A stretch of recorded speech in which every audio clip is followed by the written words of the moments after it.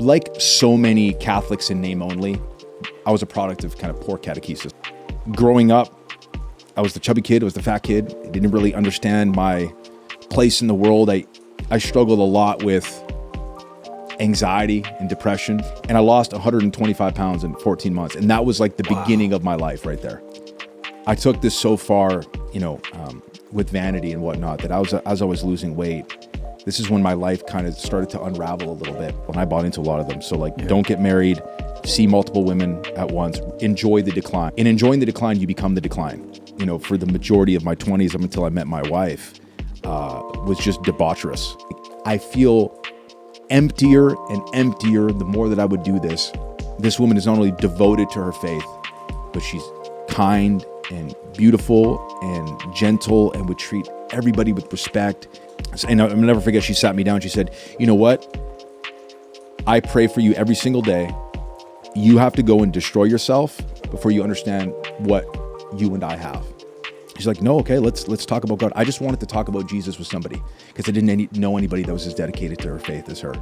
It was like this gift, this pristine gift, just sitting under the tree, and those graces just waiting to be unlocked. And we were going to like a charismatic, Pentecostal church in this fantastical, like multi-million-dollar building. There was this visceral feeling of like, there's something off here. Interesting. This ain't right. I dug into Sola Scriptura. I looked into the early church fathers, and I stumbled upon St. Ignatius of Antioch. He said, "Mike, you were baptized. You've now read all this stuff. Don't be a heretic," right? So we had this rosary that my mother-in-law bought. And I remember walking by it one day, and I kind of stopped and I said, "I'm going to pray you tonight. Yeah, God, if I'm doing something wrong here, correct me. I'm trying to seek you sincerely." And so I was sitting there listening to Jonathan Rumi's soothing voice praying the rosary. And then I woke up the next day and I was like, I think I've got to become Catholic. I have to.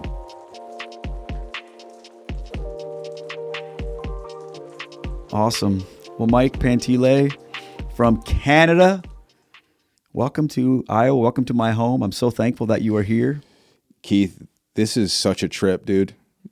I know I've said this to you already like 15 times, but it's worth repeating a million times. You were one of the foremost inspirations and people that I looked to when I was coming back to the church. So the fact that I'm here speaking to you is nothing short of, a blessing from God. So, dude, thank you. Oh, man. I'm so honored, man. It's an honor. I want to quickly tell the story of how this happened, because as we mentioned earlier, I feel like all of my interviews, there's a God story behind them. Mm-hmm.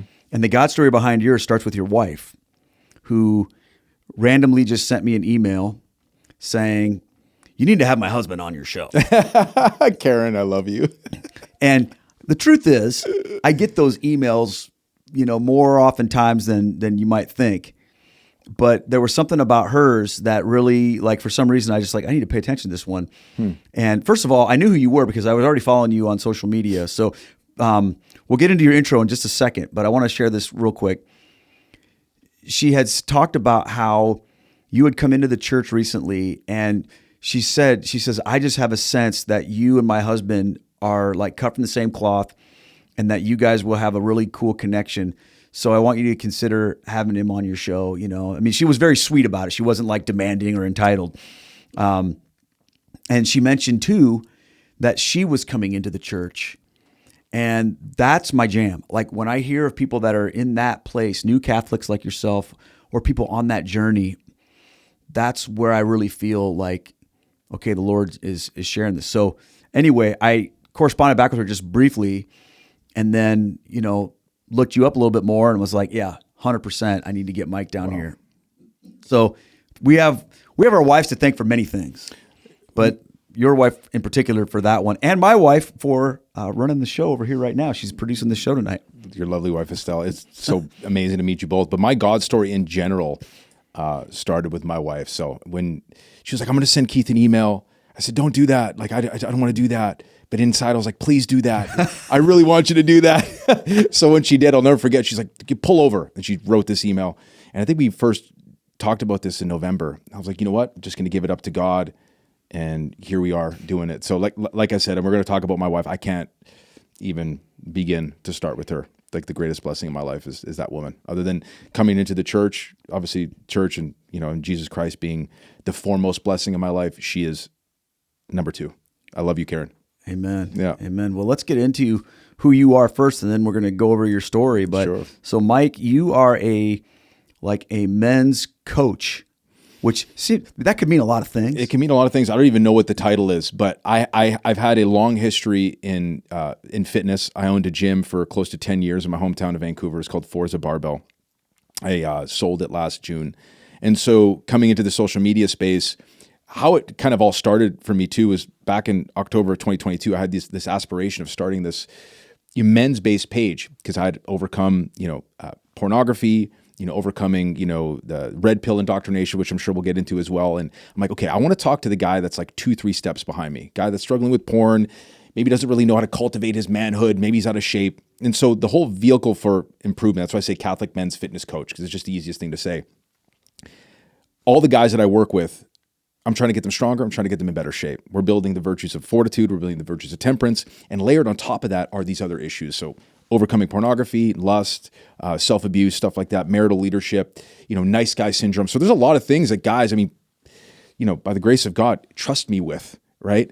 And it's so, because I've taken this stuff way too far, but I know for me, the disciplines that I've developed in the gym, I think really helped me be a better Catholic. And I don't pretend to be a spiritual advisor, the extent of which is keeping these guys accountable with regards to the most important pieces, which is going to confession on a regular basis, partaking in the Eucharist on a regular basis, attending Mass, holy days of obligation. So, but the vehicle for improvement is fitness. So Catholic men's fitness coach, that's the best way I could pitch it. I love it. And you were, like you mentioned, you were doing this kind of work before you were Catholic. Mm-hmm. So you already had like a big following built up on social media and things like that around that. And then you became Catholic and then flipped the script. So we're going to get into that in a little bit, but let's back up to the beginning. Tell us about how you were brought up, where you were from ultimately. Yeah, so I'm originally from Vancouver, British Columbia, Canada. I'm from, a very Italian family, Southern Italian family, both sides. So I'm like pure blood Canadian, but pure blood. I don't identify as much with the Canadian part, but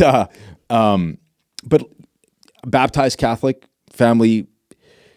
They'll call themselves devout Catholics. It's not to disparage my family. I absolutely love them. But like so many Catholics in name only, I was a product of kind of poor catechesis. Like I knew the prayers, went to Mass once in a while. I kind of I fell off. I didn't get my confirmation. So I received, my baptism, communion, reconciliation.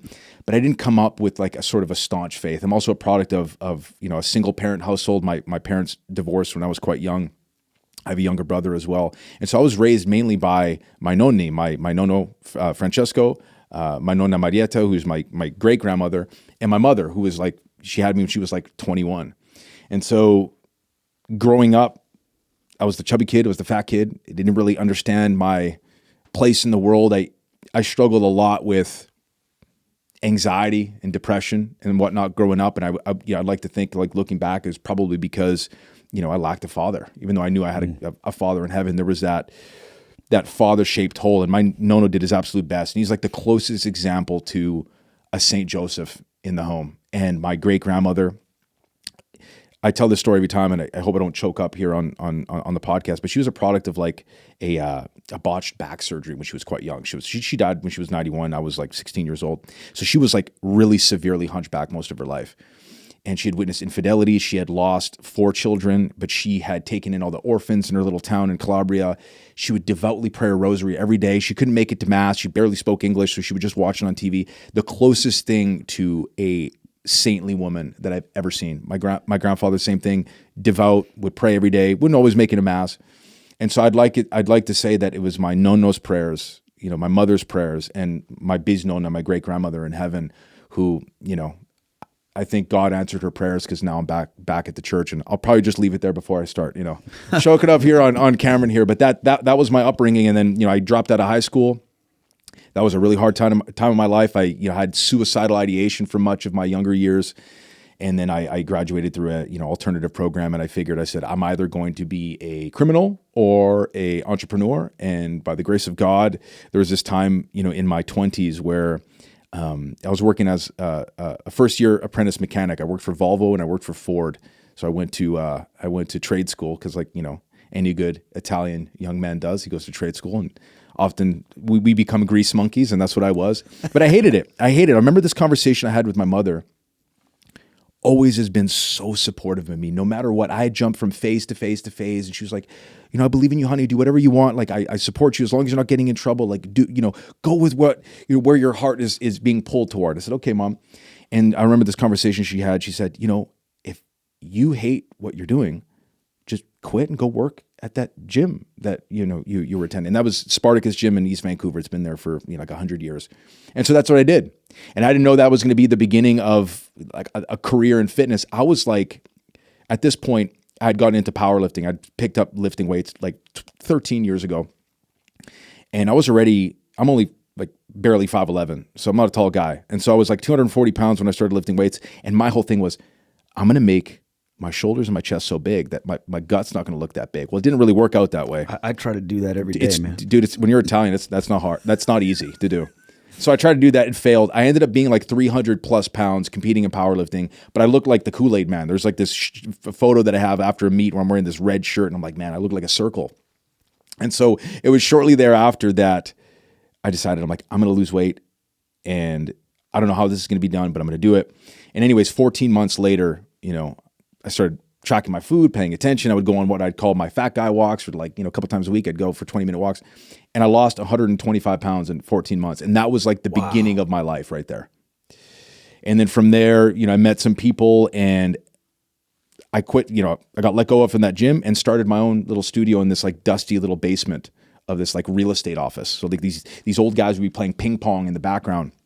And I had this corner where I had this little squat rack. I don't even know why people paid me they paid me at the time to train, to train. I'll never forget too. I would train them in this dusty corner. One day we came there, and the guy that owned the office was an avid hunter. And I walk in, and there's a moose carcass, there's a deer carcass. They're like, their heads are sitting there, and I'm training these people in the corner, and nobody ever cared. I'm like, why are people showing up? It was crazy. I'll never forget. And then eventually we got kicked out of there, and we ended up in this, commercial unit my nonna found for me. And that's where I started Forza Barbell Club. And I started in 2016. I officially closed it last year and sold it last year. And that was like, one of the greatest blessings in my life. But if it wasn't for that like chubby kid upbringing and then that transformation, like I don't even know if I'd become Catholic. Like I wouldn't be talking to you right now. So that's kind of like the short story long. I can go on about that, but it's kind of like a conversion. Very much so. You see who you are, but you know that there's more, but you have to work for it, right? It wasn't just, obviously there's a lot more you could say about tracking your food and going for your walks and working out. You don't get to become, a power lifter, just sort of monkeying around in the gym every couple of days. You have to be serious about that. Yeah, 100%. What had happened was I took this so far, with vanity and whatnot, that as I was losing weight, this is when my life kind of started to unravel a little bit, where like the success, like the gym became quickly very successful. And then after I was getting, a lot of attention I never got as a chubby kid. And so as I was losing the weight, I discovered the red pill, which at the time was like the subreddit on Unreddit. Mm-hmm. And if people that don't know what the red pill is, it's a branch of the manosphere, and the manosphere came out of like the pickup artist movement in the early 2000s. And so before I start, bashing the red pill, which a lot of people like to do, they get a lot of the diagnosis correct. Like there is a crisis of masculinity. There's a male loneliness problem. We're kind of seeing the fruits of feminism sort of take over. Masculinity is being subverted. Divorce laws are not in favor of men. Okay, cool. All of those things are true. But then it's the prescriptions that will send you to hell. And I bought into a lot of them. So Don't get married. See multiple women at once, enjoy the decline, where at the time I didn't see that. In enjoying the decline, you become the decline, right? Interesting. In a huge way. So that's what I did. I bought into that hook, line, and sinker because I was like, I'm getting into these relationships. I'm a bit of a nice guy. Like, why does this keep happening? I get broken up with, and I don't really understand how to like talk to women. And so this was like, I was like walking through the desert, and I discovered water. And so I took to this, and my life was just, for the majority of my 20s up until I met my wife, was just debaucherous. So it was like drugs and alcohol and, being promiscuous and all this time, like I went through this small cringe atheist phase when I was like 18 or 19 years old, where I read the Dawkins and the Hitchens and all that stuff. And then I came back to being a Bible only Christian. So I was still a Christian. I had all this tattoo work of, Jesus Christ, all this Catholic imagery from my hand all the way to my neck. And I was living much like what it says on my hand, like the prodigal son. I was eating out of the pig's trough. And so this success was like a double-edged sword. And no matter how much I did it, I was living according to these standards, right? In everywhere you would read online, it was like, this is what you're supposed to be doing. But I'm like, why am I, like, I feel emptier and emptier the more that I would do this. And so it's as if God was kind of giving me this weird earthly material success to teach me a lesson and to say, like, I'm what you need to fill yourself with, not this, but my son, you're a stubborn dude. You've got to learn this the hard way. And so, the further I dove into that, it was more drugs, it was more alcohol. And then by the grace of God, I met my wife, and that's, obviously another story we'll probably touch on, but I don't want to ramble too long about that. But if it wasn't for that phase and discovering that other side of the coin, if you will, with the red pill stuff, this is why I kind of speak out against it so much. I, again, wouldn't have become Catholic. It was crucial. I wish it was different, but in a way, I mean, I guess that's what defines the story, I suppose. Well, I want to talk about that for a second, because I think a lot of people chase that it's almost cliche to say the God-sized hole in their heart. And it's interesting how it manifests differently for different people. And what I've noticed is oftentimes the things that are the most destructive in our lives are the things that we're naturally good at. Yeah. If we get really good at something, we can chase it till it becomes that ultimate thing in our life. And then we think that's our identity, that's who we are. And then when we realize that we're still, even though we've achieved that, we have that, we're still empty inside. Then it's sort of like this moment of anger, like we've been ripped off, like the world has made a deal with us, or God has made a deal with us. We did our part. We got really good at it. We chased it, but then there was nothing but emptiness there. That's obviously what happened to the prodigal son. It's happened to many people. And when it happens, you have a choice to make. I either rebel against that whole idea and, turn the other way completely, but still make it all about me, or I try to get things rightly ordered again. Because, like you talked about, like the red pill thing, it's born out of a problem. Mm-hmm. There's a problem in our society when it comes to masculinity and femininity. Like we're having an identity crisis. So the problem that it addresses is a real problem. It is, yeah. But like you said, the prescriptions are what can get us in trouble. Because, I'm not super dialed into all that, but who's the authority in that movement? Do we have someone, and I know there are names we could throw around, but is there someone who's like gets to say whether or not that's okay in the red pill movement, or that's wrong, or whatever, and a person that you could look to in that movement who's going to say, okay, Mike, you're doing it right? It's very, and this is not to disparage my Protestant brothers and sisters, but it's very Protestant, right? Everybody's their own authority. So they're all kind of looking at each other like, that's not red pill, that's red pill. So I guess like even Andrew Tate, for example, the most famous example, he wouldn't call himself that.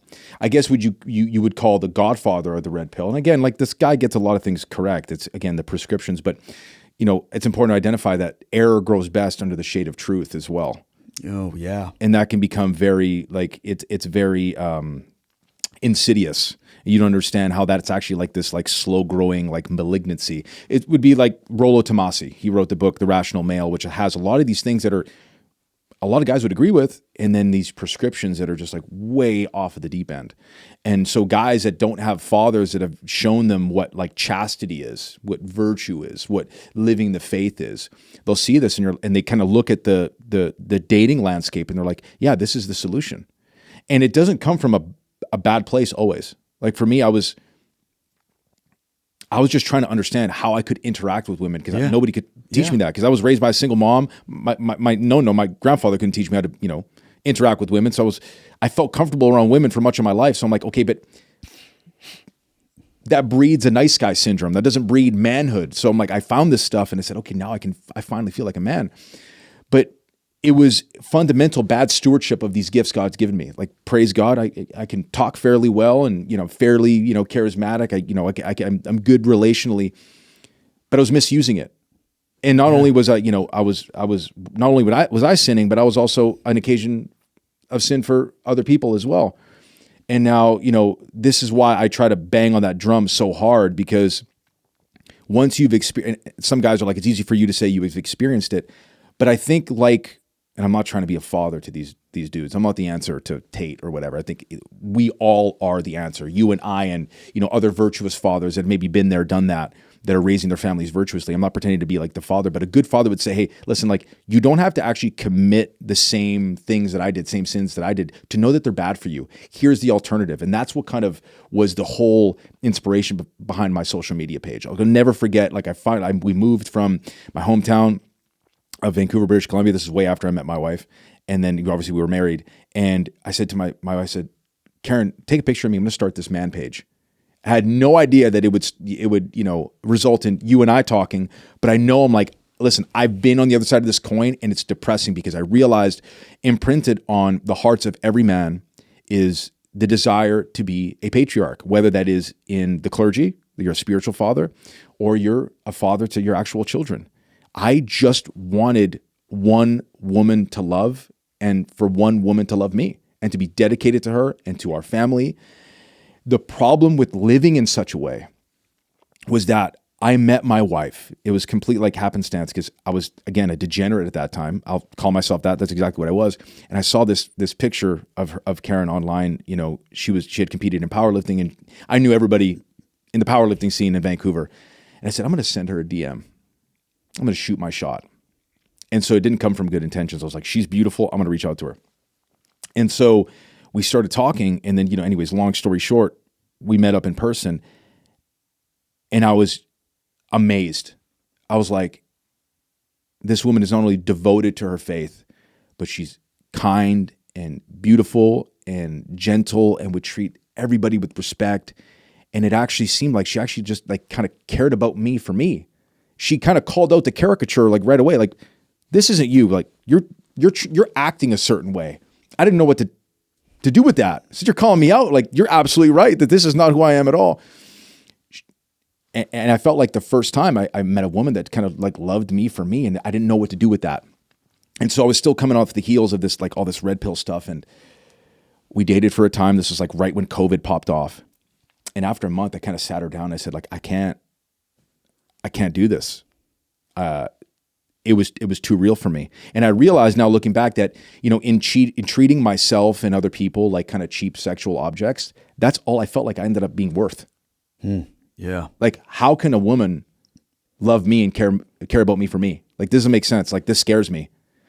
And it was very stable. And stable seemed boring when you're used to this kind of craziness, right? And I'll never forget, she sat me down. She said, you know what? I pray for you every single day.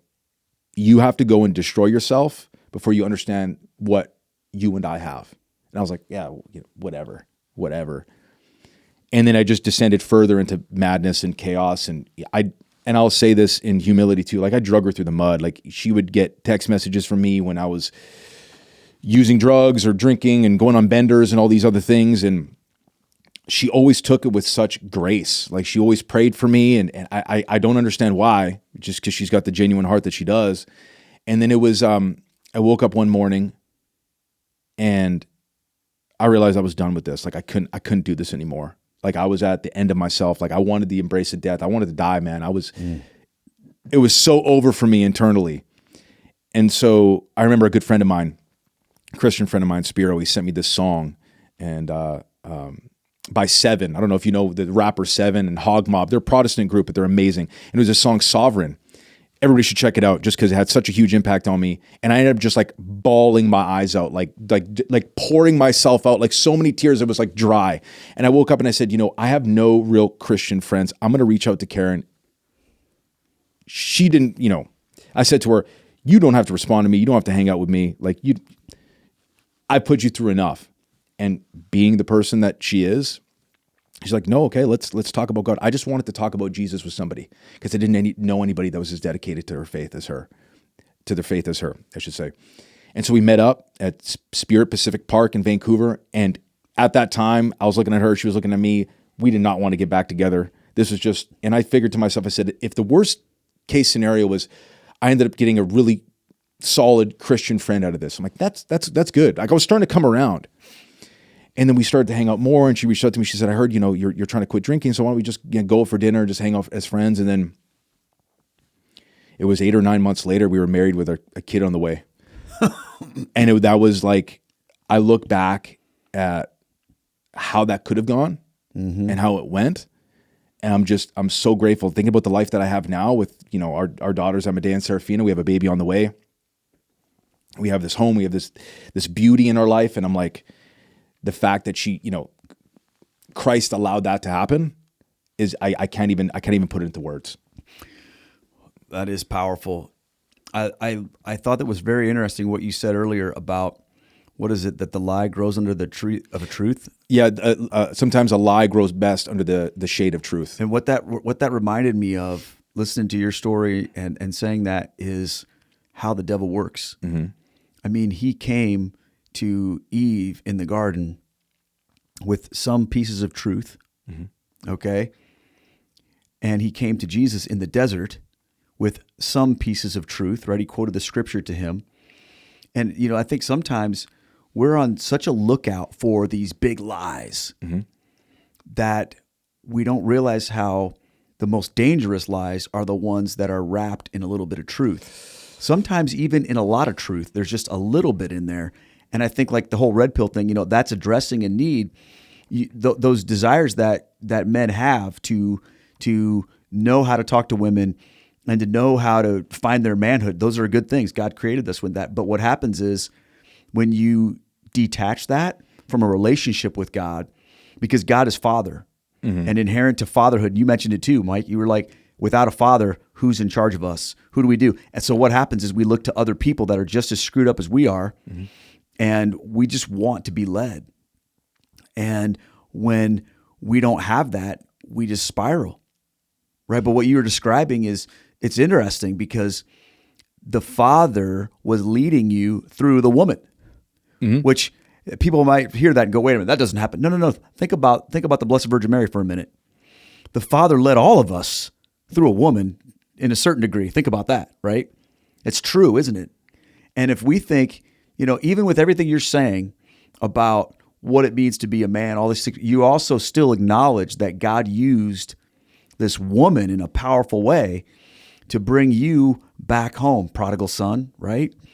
It's amazing when you really think about it, isn't it? But you had to have a moment like the prodigal son where you were just like, I've had all of this excess.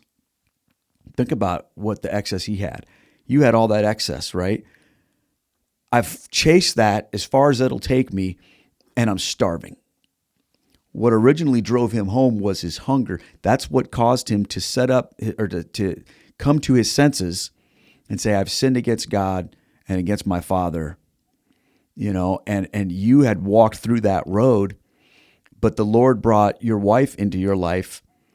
But I think it's also interesting too, that when you met with her, you weren't trying to get back with her. Nope. You were just saying, if I just can make a friend out of this or whatever. It was almost like you had to let that go in order to see the light coming through that darkness. You're blowing my mind right now because I've never thought about it in this way at all. It was the hunger that the prodigal son had that made him return to his father. And, we've all heard that, the Blessed Virgin Mary, corrected Eve's, original sin. Yes. That salvation kind of came through her.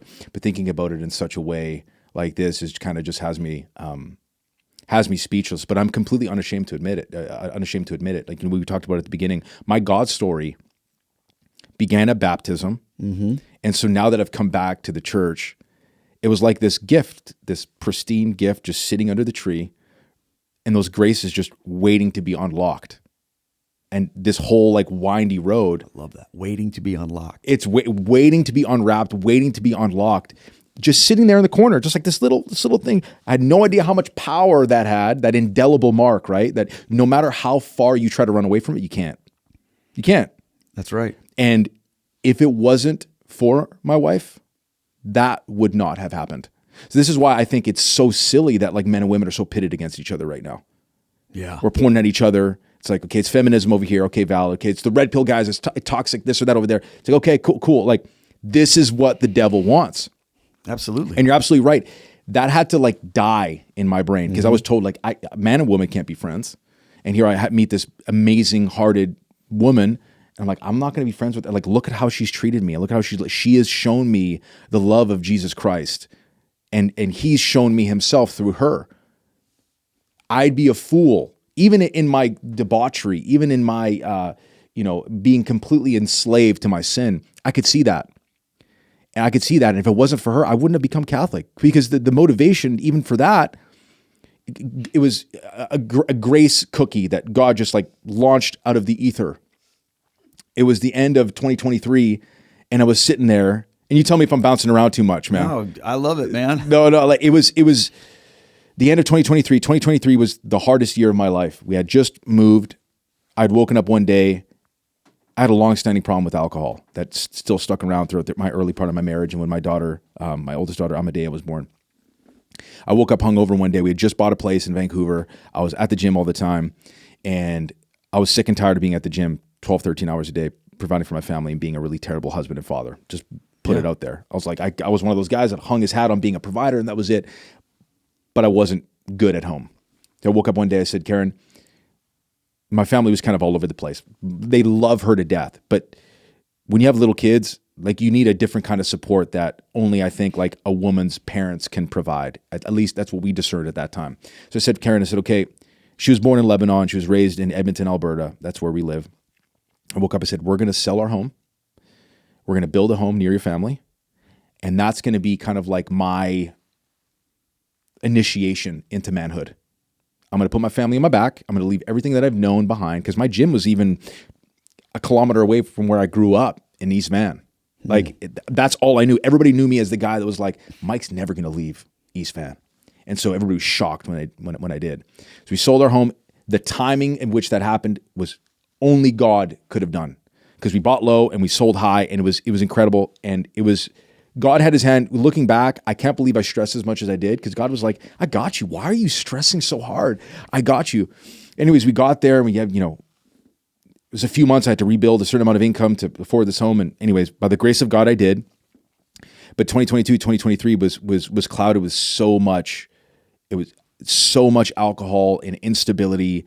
I was so upset that we had made this move. That was the worst thing ever. God, why'd you put me in this? Like I felt trapped. I would remember like soaking my Bible with tears, like crying out. I'd read the Psalms, imagining I'm King David crying out to God.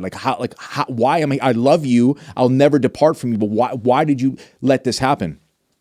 Well, our second daughter, Serafina, was born. We have 2 babies in heaven. I have to recognize that as well. There was 2 miscarriages amidst this. And that was part of the sort of conversion as well. But our second daughter, Serafina, was born September 1st, 2023, and it was like a month or 2 later. Realization out of nowhere.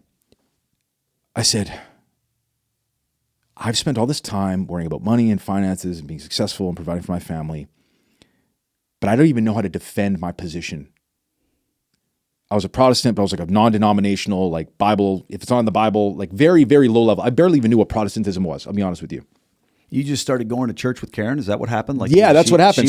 She's telling you about Jesus. She's Protestant, so that's okay. Exactly. Yeah. I came back. Makes sense. Yeah, exactly. I came back to the faith as a Protestant. We would go to these, evangelical churches, and she was like, she had converted, so she was raised in a Druze household, not Jewish, Druze. What is that? And so it's hard for me to describe, and I want to do it justice. It wouldn't be fair to call them a sect of Islam because that's not what they are. They've got some Islamic teachings. They've got some Neo-Plato stuff mixed in there. It's kind of very unique to this certain area in northern Lebanon. And my mother-in-law is going to give me crap for not describing it properly. She's amazing. Both of my in-laws, they're both come from a Druze background. So that's what she was raised. But my wife's parents were always very open to them kind of just doing what they wanted faith-wise. Yeah. And so my wife had converted to evangelical Christianity on her own before she met me. She was just like on fire for it. Had no idea what Catholicism was. Zero. So when I came back, we were just started going to these Protestant churches. We moved to Edmonton. I actually got rebaptized because I was one of those guys who was I didn't actually get to choose. It's more powerful. How many times have you heard that, right? I've done it. The church needs faithful, well-formed leaders. Our sponsor, Augustine Institute, offers master's degrees in theology, pastoral theology, and Catholic education rooted in scripture and tradition, offered online, on campus, or in a hybrid format. Be equipped to teach, lead, and evangelize clearly and confidently. Augustine Institute graduates are leading today's church in parishes, dioceses, schools, and apostolates. For Catholics who are ready to go all in on their faith and intellectual formation, there is no better way to experience the Augustine Institute than by studying on campus. Nestled on a breathtaking 300-acre property along the Missouri River, this new campus provides the ideal setting for theological study, spiritual renewal, and real-world ministry training. Students live in a community of faithful peers, learning side by side with devoted Catholic scholars with easy access to the sacraments. If you're looking for a place to immerse yourself in study, prayer, and a faithful Catholic community while preparing for a lifetime of mission and evangelization, this is it. Merit-based scholarships are still available for fall 2025. Visit augustine.edu to learn more.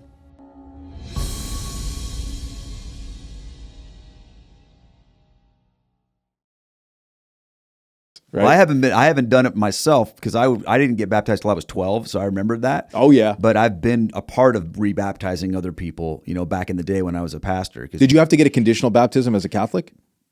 No. You didn't. They recognize your. I was baptized in the name of the Father, Son, Holy Spirit. Yeah, so it's valid Trinitarian. My baptism was valid, but my parents waited until we could make the decision for ourselves, which I did when I was like 12. But when I was in ministry before, as a Protestant, we would do, rebaptism services for people. And we didn't have that sacramental understanding of it the way that it's true, but it was basically another way to do something to say you love Jesus. But we would call it, because sometimes people would say, well, I don't remember being baptized and I want that memory. So we would be like, okay, whatever, let's do it. And it comes from a good place.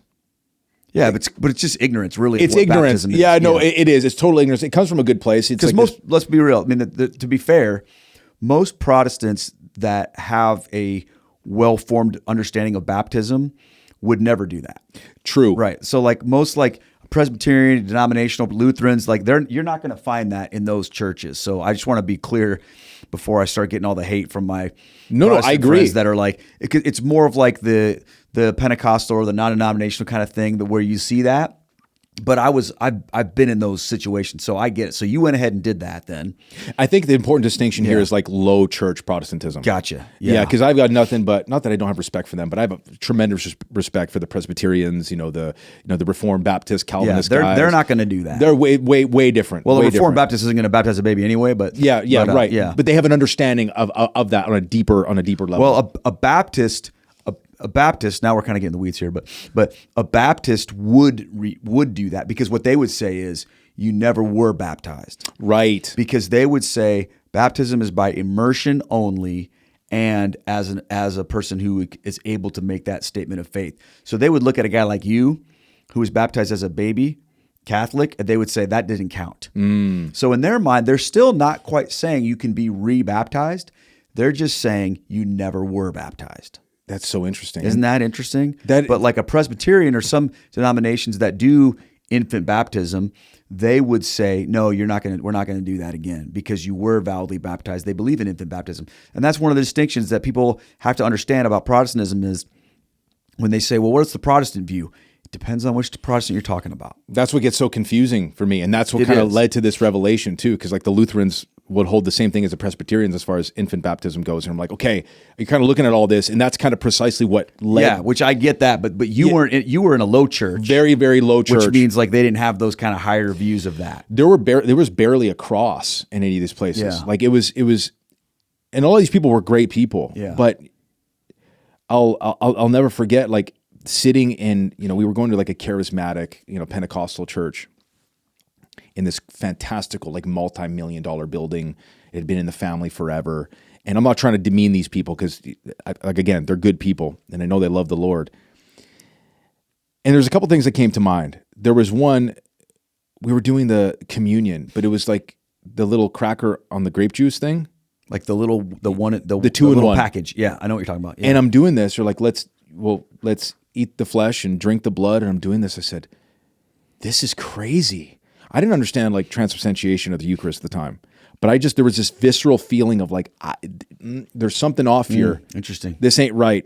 The second thing, there's no mention of the Blessed Virgin Mary anywhere. It's as if any faceless woman that had a functioning womb could have given birth to Jesus Christ. That was also confusing to me because now some of this old Catholicism was coming back. You're like, it wasn't just some woman, man. Like this is they would just Mary. It's like, no, that's the Blessed Virgin Mary. Like, so you still had some of that, that Catholic vibe going on, but you were going to this church, you kind of going through the things, but it sounds to me like you were a little bit conflicted. So at what point in time did you decide to start pulling that thread a little bit to see what was behind it? So those were the seeds that were planted. Yeah. It was a month or two later that I was sitting down and I said, I actually don't know how to defend my Protestant position. When I would get into a discussion with a Catholic or with an Orthodox, I wouldn't know. I wouldn't know how to defend Sola Scriptura. So that's the logical place that I went to. So I said, I need to understand this. Why? Because my most important job is not how much money I make. It's guiding the souls of my family to heaven. That was literally the revelation that I had. It was just so basic. Most good fathers are like, yeah, dude, no duh. I'm like, I know, man. I may have learned a little late, but God still put it on my heart, right? So I said, okay, I've got to understand this a little bit deeper. So it was two main things. I dug into Sola Scriptura. I looked into the early church fathers, and I stumbled upon St. Ignatius of Antioch. My man. He's my man. How many times have we heard this, right? Oh, yeah. He's my confirmation saint. Oh, praise God, dude. He's amazing. Incredible. My wife gave me his books, his letters in a book for Christmas, like when I was in the middle of my journey. She's God like, bless you, Estelle. That's amazing. Seriously? Yeah. That's so cool, dude. It was a letter to the Smyrnians where he was talking about wherever the bishop is, there's the Catholic Church, and talking about those that deny the Eucharist. I'm kind of paraphrasing here, are heretics.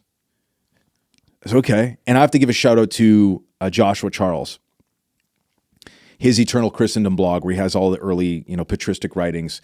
This was a big part of that and reading on New Advent. I'm like, man, and Josh would be so gracious to chat with me on the phone and had a lot of these questions. And he's like this incredibly smart guy. Yeah, I'm interviewing him this summer. Praise God. Yeah. More people need to know. He's got a big following on X. More people need to know who that guy is. Yeah, he's a great dude. Oh, I love that guy, dude. Shout out to Josh Charles. So hold on a second though. You said you were having these like conversations where you have to defend your faith. Did you have Catholic friends and Orthodox friends that were trying to talk to you about the church? So I got to give I don't mean to be a guy that name drops, but these people are actually like my friends. So I'm not just name dropping. No, drop your friends' names all you want, man. My great friend and godfather, him and Rachel Noland. So Will Noland and Rachel Noland are the godparents of my oldest daughter. I've known Will since the end of 2022. So when I started my man page, I remember seeing him on a podcast. I said, who is this guy? Stud of a guy, physically a stud. He's got 7 kids, devout Catholic. And we always connected on lifting weights. He was a competitive power lifter. We both, powerlifting. So we would connect on this. And he would just jab me every once in a while for Catholicism, just here and there. And on these live streams on CMAS, which I now am on CMAS, which is so crazy because I love that podcast, even as just a listener. On a live stream, he goes in his thick, like posh English accent, like, I love Mike and I'm going to convert him. Okay, Will.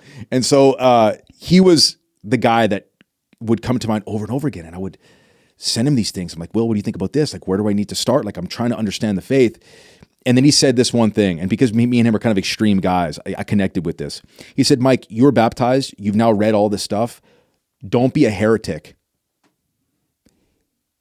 The root word or the word you can trace that word back to is chooser. Stop being a chooser. You're being a heretic right now. You have enough knowledge. Just take the leap. And I'm like, you know what, Will? That may not work on everybody, but it worked on me.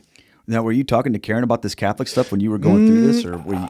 Because you had to be a little bit freaked out, like, okay, I don't want to rock the boat too much with my wife. Yeah, she's loving Jesus and everything, and she brought me into the faith, back to the faith or whatever. And now, what am I going to do? Like, hey, hold on a minute. So this was kind of like private for a little bit. I was like looking into this stuff, and I would allude to it, and her like ears would go up because she had no idea. Yeah, no idea. And so, read St. Ignatius. Was talking to my friend Will, and then I prayed my first rosary. And that was it, probably. That was sealed the deal. I remember, and this is so interesting how God plants these things in our lives, right? So we had this rosary that my mother-in-law bought from a cathedral in Istanbul, because they love to go to Turkey. And it was sitting over our thermostat, this black and gold, beautiful rosary. And it had been sitting in our house forever. And I remember walking by it one day, and I kind of stopped and I said, I'm going to pray you tonight. That's what I'm going to do. So I grabbed this thing, and I was sitting in my stairwell in my basement. And these thoughts entered my mind, which I know a lot of people can relate to. It's like, God, if I'm doing something wrong here, like, correct me. I'm trying to seek you sincerely. So I remember putting on, yeah, right. I put on the Hallow app, and no, that's why I relate so much to your story, and I love you so much. And so I was sitting there listening to Jonathan Rumi's soothing voice praying the rosary, and then I woke up the next day and I was like, I think I've got to become Catholic. Like, I have to. Like, I reached the point, not that I know anything about theology, but I looked enough at history and, enough hours and hours of debates and podcasts and all this stuff that I'm like, I think I've reached about as far as I could go, like, intellectually. Not that I'm that smart of a guy. This has to now be this leap, but I'm being pulled. And so one thing that was remarkable, that was miraculous that happened amidst all this, was that after praying this rosary, I remember my grandmother not eating meat on Fridays. So like this penance and abstinence came back. I tried to quit alcohol for so long, and Friday was that day that was like a ritual. I would lift and I would drink some whiskey, and my wife would always get really nervous on the weekend because she knew I'd be drinking. And I said, you know what? And I've told you, I've tried to quit many times. I just quit. Blessed Mother was like, give this up to the Lord on Fridays. And guess what I did? Poof, just gone. Didn't want to do it. So I remember having a talk with my wife. I said, babe, like, I prayed a rosary. I think I need to become Catholic. And it was like this, what do you mean? The saints and Mary and all this stuff started to come up. And I'll be honest with you, I was a total meathead about how I went about it. I went about it so wrong. I started, reciting the fathers to her, all these arguments. I was really trying to like... Okay, I'm going, wait, I did that. And how did that work? Well, it didn't work very well, did it? It just made you look like a prideful fool. Maybe your wife, when she said, I think you and Mike are cut from the same cloth, she was probably like, you're a meathead too, Keith. Yeah, 100%. I'll take that. Yeah, you're like, let me tell you about St. Augustine, St. Thomas, and all these other... She's like, you're making me feel stupid. Yeah, interesting. Right? Wow. So many of these conversations, like, you're making me feel stupid. Like, I don't understand. And I'm like, what do you mean you don't understand? We'd get into like arguments about it, and I was a total meathead about it. And I was like, you know what? This conversion has to happen. The Holy Spirit has to make this happen. So I just like pulled away. When you say that, this conversion mean yours? No, for her. Okay. Because I knew I was going that way. Okay, so you basically said, I have to do this, but I want her to become Catholic, but I have to just kind of let this happen. Yes. But did she try to tell you shouldn't become Catholic? No. She's the type of woman that she's like, wherever you go, I'll go. Okay. Like, I just want to understand where you're going. Because I'm a crazy guy, and she's followed me a bunch of different places. And she's always come with me. But well, she sounds like she's cut from the same cloth as my wife. Yeah. Because I've drug her around all over the place. This is why we connected so much with your guys' story. And that's why you guys were so, and I'm not just saying this because I'm on your show, so important in our conversion. Like, you have no idea. I'd send her your interviews and your videos. I'm like, this Keith guy, you would love him because you're used to this kind of like Protestant pastor zeal and energy. It was you and Scott Hahn. I would just, because I realized, I said, it's got to happen from two directions. Number one, she's got to see that this conversion is changing me as a man. Yes. It doesn't matter how much I know if I'm not practicing it. Oh my goodness. She saw me quit alcohol. She saw my love for Jesus. Amen. My love for my faith just explode. It's like the Bible came alive. It's like my faith came alive. Like, I was in this dark room and I knew Jesus was there and I'd die for him and I loved him. But it was like the lights switched on and there was the Blessed Mother and there's the Father and the saints. And you're like, this is the world that I was ignoring for so long. She saw me change as a father, as a husband. And then she was like, man, I kind of have to look into this. Like, look at what's happening to my husband in real time. Like, it wasn't perfect, but she saw this conversion happening before her eyes, not because of the apologetics, but because of the man that I was becoming. And so amidst all this, I said, okay, I got to find a parish that doesn't intimidate her, that's got a good family community, and I got to find content that so it's three things: that parish community, find her content that I think speaks at her level, none of this high level, and I'm not saying you don't get high level, because you do get high level. That's not the videos that I was sending her. And then it was like, I got to try to get her to cultivate this devotion to the Blessed Mother. Wow. And so we found this beautiful parish. It's a Novus Ordo parish. I don't care about the trad argument, because when she's confirmed, we'll be going to the Latin Mass. I don't really have a dog in that fight, especially not in this context. But I found this beautiful Novus Ordo, and I would just send her these videos. It would be you very frequently. It'd be Matt Fradd. It'd be Scott Hahn. And in that, and then kind of buying these Mary books and kind of like teaching her how to pray the Hail Mary, praying the rosary with her. And this is before I even memorized any of these prayers. Eventually it came around and she would ask me questions, and I would always, it'd be very hard. I'm a pretty prideful guy. Okay. I'm a pretty prideful guy. It'd be hard for me to say, I don't know. And now I don't have a problem saying I don't know. But a lot of those times she would ask me a question about this and that. And I'd say, okay, I don't know. And I'd go back and find the info and come back and relay it to her. And I think what really sealed the deal for her, because she was coming around quickly. We were going to Mass. She was seeing how it was changing me. It was two things happened. We baptized our daughters, which was one of the greatest days of my entire life. Seeing those little girls, like I'll choke up just like thinking about it, but seeing those little girls in their white dresses getting baptized. And then it was the day after I got confirmed. It was so cool. I got confirmed. It was the first Mass that the bishop had done, a confirmation Mass, since pre-COVID. And so I'm in line with a bunch of 13-year-olds. They just threw me in because they're like, oh, Mike, like, you know enough. We're just going to throw you in. We're going to get you confirmed, right? Because I already had the other sacraments. Mm-hmm. So I'm in line. I'm in the back. I'm in the suit. I'm sweating. I'm so nervous. He comes up to me and he looks at me and he gives me like a once-over. And he goes, good for you, son. And he does like the Donald Trump handshake where he grabs me, he like pulls me in, almost like fell over. It was one of the greatest days ever. It was so silly because all these like little 13-year-olds and there's my big stupid face. It was the day after I got confirmed that I realized my marriage was invalid. Being a baptized Catholic, us getting married outside of the church, we weren't actually married in the eyes of the church. They didn't tell you that before? No. So your priest didn't say, hey, let's talk about your marriage at all? Wow. No. I stumbled upon it and it was so random. It was on X. The next morning, Keith, it was the next morning. It was like, God's like, all right, you're home now. Now you got to start walking the walk a little bit more as well. So I tried to avoid it. And, eventually it was a couple things. I called the FSSP parish locally. I talked to the very trad priest. He's like, well, let me tell you. And he just lays it out. Yeah, he's not going to mince words. No, he's not. He's like, either, you abstain from the marital act and you can continue to partake in the sacraments until you're convalidated, or you can continue as normal, but you can't partake. Basically saying you're going to be in a state of perpetual mortal sin, like until this is done. It was my good friend, Timothy Gordon. Him and Steph are the godparents of my youngest. Love them to death. And Tim was like, do not roll the dice with your salvation. Amen. Do not do that. I love you. This is something that I would tell my goddaughter. Do not do that. And then it was a conversation I had with my pal Chris. He goes, well, did you honor Karen before you guys were married? I said, no, she did, but I didn't. I was still a very much degenerate. He goes, what better way to honor your bride than to abstain and get this convalidation? So that's what we did. I said, I cannot imagine going without the Eucharist. Before I got confirmed and did my general confession, Keith, when I would see the parishioners going up and receiving communion, there was like this like envy building within me. Yeah. I wanted it so bad.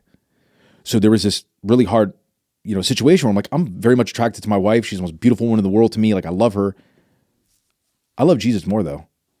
I can't imagine having to abstain from his body, blood, soul, and divinity, and not going to reconciliation. And so it wasn't super long. I'm not pretending to be this like super virtuous guy here. It was like, 6, 7, 8 weeks or whatever. The graces that were poured over our marriage in that time of abstinence and being able to see my wife in a completely different light, like loving her differently, finding different ways to love her that wasn't just us coming together. That's what sealed the deal for her in so many ways. There were so many different things I could say. And she's going to say, well, you didn't mention this. I'm trying to mention it all, babe. Please, I'm trying to mention it all. And it was that. And then we got our marriage convalidated. And then she's like, okay, so when do I start RCIA? Yeah, because so when she, she was going to, basically what was going to happen is you're going to get married in the church. That's exactly right, yeah. And in order to do that, there's some expectations put on her too. So she was basically saying, okay, I mean, it makes perfect sense to me that after that, she would be like, okay, when do I start RCIA? Because, she could have said to you, Mike, you're crazy. You go do your Catholic thing, but that better not mess with me or mess with us. Yep. But she was kind of like, okay, I'm going to do that. But I guarantee you that had to be a difficult conversation to have. Were you scared to talk to her about that? Yeah, because I was like, man, how is she gonna react? And there was some conversations of like, but are we trying to have another kid? And what is and this is totally normal stuff. Like I didn't judge her for that. I said we got to trust God. Like no matter what, whether we wait a few months or a year or whatever, like if we're meant to have two, we're meant to have two, which we already had at that time. If we're meant to have three, which she's gonna give birth, God willing, in July to our third, I said, it's what God wills. He's guided us this far. And so it goes with I should also say too, like this conversion was also very personal for her as well. So she dug into this and she was tirelessly listening to, you and Scott Hahn and reading and praying the rosary herself. And so it wasn't just me that brought her around, or it wasn't me at all. It was God that brought her around.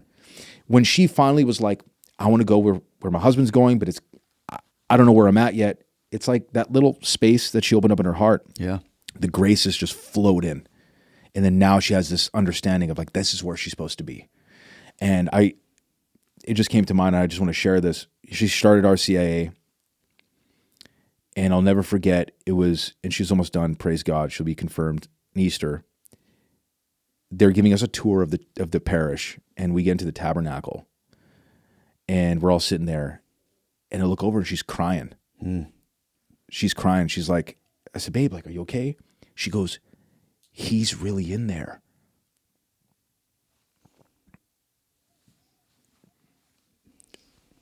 I didn't even, just like right now, I'm kind of like tongue-tied. I don't even know what to say. I said, yeah, like, he's really in there. Like every Sunday when you see me, that's him. That's him. He's in there. And she's like, I can't believe more people don't know this. And like, she's got this, like this fire and this zeal and this passion. Like when that hit her, like that's a moment I'll never forget the rest of my life, Keith. Yeah. That was one of the greatest things that's ever happened to me. Like that was the conversion moment to me. So sounds like she's had lots of little conversions along the way with these different things. And I think that's a normal experience for a lot of Protestants who they hear about Catholicism and the first thing is no way.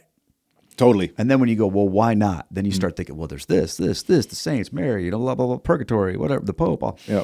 But when you follow that trail, it's almost like one by one, those things start to get worked out. But then there's this other thing that happens on top of it, and you realize it's not just about the arguments or the intellectual. There's a relationship that's happening, and you experienced it with the rosary. She experienced it with the Eucharist, Jesus and Mary. It's almost like God had a plan. And what's interesting to me listening to that is Jesus and Mary, and she brought you to Jesus, you brought her to Mary. I didn't even think about it that way, dude. Come on, man. You're killing me right now, dude. I mean, but is that not true? No, it's absolutely true. And I know God through you, God through her, but that's the other thing I'm seeing in your story is how complementary that is. How beautiful is that? You couldn't have designed it that way, but that's what the Lord does. That's what the Lord does. He uses us in these amazing ways. And the thing that I keep hearing in your story is the power of a witness and people who are willing to not just talk the right things, which we need to, because you've had that in your life too. Timothy Gordon telling you the truth, just laying it out. We need that. We need guys and girls to just not try to save our feelings, not try to make it palatable, but just give us a fastball right down the plate of truth. We need that. And yet we also need people who are willing to love us at our worst, which was what Karen was willing to do for you. Oh, yeah. Okay? And we need people who are willing to come behind us and shepherd us there and walk through that. You've had a lot of those people. And the thing when you mentioned Karen earlier about why would she bother hanging around with you when you were being such a dirtbag, right? God puts people in our lives to accomplish his will. But what each of us needs to realize is someday that's going to be you. So we have to be open to that. So when you're in those conversations with people, you might be that person that God has put in their life. That's the answer to their Nona's prayer. Did I say that right? Yes, you did. To say that you're the answer to that prayer. She was the answer to that prayer. There are people that were praying for Mike. Lord, send him somebody. And God said, check this out. Oh, dude. And sent Karen. And then, who knows? Send Karen somebody. I bet you were praying that prayer. Help her. I'm sending her all these videos of these guys or whatever. But ultimately, she came because of you. And that's the other thing. And I know I'm kind of going off. I do that sometimes. I love it when you do that. So keep going. Okay. Here's the other thing I want to say. This is the last thing that I'm going to say about this. I don't want to say about everything because I'm sure there'll be more. People ask me all the time, what's a video I can send? What's a book I can share? And all that stuff is great. But what Karen needed wasn't a book or a tape or anything like that. She needed you to show her. That conversion is the book. You are the conversion. You are the story. What's the book? You're the book. What's the video? You're the video. Because guess what? She can watch a video of Keith Nestor or Scott Hahn and go, that's nice, turn it off. But she doesn't really know us. She doesn't see Keith getting off the video and then going and doing something stupid and being an idiot. Okay. If she hung around, she would, but she's in Canada. So anyway, yeah. But she sees you, she knows you. And when the change comes, she's like, that's real. That's powerful. So dude, your whole life, you wanted to be the man. You wanted to figure that out. You needed that approval of a father figure that you didn't have. You're trying to figure out, is this about physicality? Okay, I'm going to crush that. Is this about being an entrepreneur? I'm going to crush that. But what you really realized was it's about being a godly husband and a man of God. And that's where it's really at. That's what makes the big impact. All the money you had, all of the physicality you had, was that really what would have sustained a marriage between you and Karen? That was kind of contributing to the downfall too. And I don't pretend to have those issues even all squared away. Of course not. Nobody does. No chance. But it was that realization of it's this is a salvific issue of myself with regards to myself and my family, right? 100%. And I said, man, I'm not doing this at all. But if it wasn't for her, that conversion in me wouldn't have happened. But just like you said, I never thought about it that way. It's like, it's blowing my mind. I feel like this is like a sermon right in front of my face, dude. You weren't a pastor before, were you? I don't know. But if it wasn't for, my conversion, her conversion wouldn't have happened. And now seeing the effect it's had on our little girls is just remarkable. My little 3.5-year-old Amadea can basically pray the whole rosary with me. When I go and take the Eucharist, come on, and she'll go up and get her little blessing, and I'll drop to my knees, she stops and looks and just stares at me. And I'd like to think that if I was growing up, and maybe I'm just totally making this up, but if I was growing up and I saw my dad, who I thought was Superman, like the coolest guy in the world, strongest guy in the world to me, drop to his knees. Wow. What kind of an effect would that have on me? Dude, now you're preaching to me right now. That's what you're doing, though. And here's what I want to say. Your kids are little. What a blessing. What a blessing. But for people whose kids are older, like me, I went through the whole argue with my kids about being Catholic phase, okay, with limited results. And I'm kind of done with that part of it. Sure. But I'll never be done with wanting them to see their father, who I love all my kids. We have a great relationship. And I want them to see me dropping to my knees in honor of the Lord.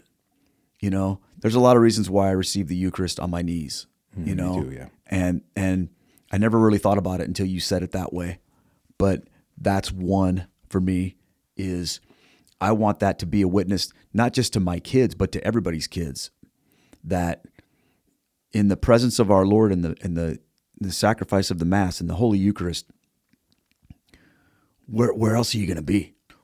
we can't treat that casually. We can't act like, oh, we're just going up to get a cookie or something like that. And the impact that I guarantee you are having on those kids, because here's the beautiful thing. They're never going to know another way. No, they're never going to know another way. God. And you watch, man, your kids are going to grow up to be saints. If you keep doing that, they're going to grow up to be saints because they've got a mom and a dad who love the Lord and who are going to show that humility to them and that love and that reverence and that power. This is my whole theory, man. I think the Lord, people talk, the Catholic Church is in crisis and, why would you be Catholic with all the problems? Just like I said a minute ago, that God sends people to help other people. I think God sends converts and reverts to help the church. Because, I'm just in my mind, I'm envisioning Mike Pantile, big muscular Mike walking up with these 13-year-olds. I mean, in some ways, that's kind of hilarious. It's so funny, dude. But in another way, it's beautiful. It's beautiful because you're saying, this is a big deal. I'm doing that with these kids. That's awesome. And I think that your kids are going to change the trajectory of Catholicism in from the standpoint of what the laity can do. You know what I mean? Which is what we really need. We need a revival of laity in the Catholic Church who aren't going to tolerate irreverence, who aren't going to treat the Eucharist like it's a symbol, who aren't going to pick and choose which parts of the Catholic Church they agree with and which parts they don't agree with. And that's going to happen when people like you who have been down the other road say, this is who I'm going to be as a dad, and I'm going to raise my kids this way. I think you absolutely nailed it, and you said it so much better than I ever could. My kids have made me realize that we need childlike faith. Yeah. And so when you imagine prostration on your knees, right? It's like you're a child getting spoon-fed from your father. Yeah. And so that when I think about this, and I think about, like, my daughters don't doubt their faith. When they see that we have statues of the Blessed Mother everywhere, like my little daughter Serafina will walk up to her and hug her and like, that's mama. That's mama. When my daughter sees the cross, like that's Jesus. It's like, and I asked her the other day, I said, Jesus is in the room with you right now, right? She goes, yeah. She goes, is he? I said, yeah. What would you say to him if you could see him? She goes, I would tell him I love him. And so when I think about that prostration, when you go to receive the Eucharist, it encompasses so many things. But what my children, they've informed me about my faith. Where I'm like, you know what? I'm forever going to learn about my faith, but I need to practice my faith. I need to practice it publicly. Yeah.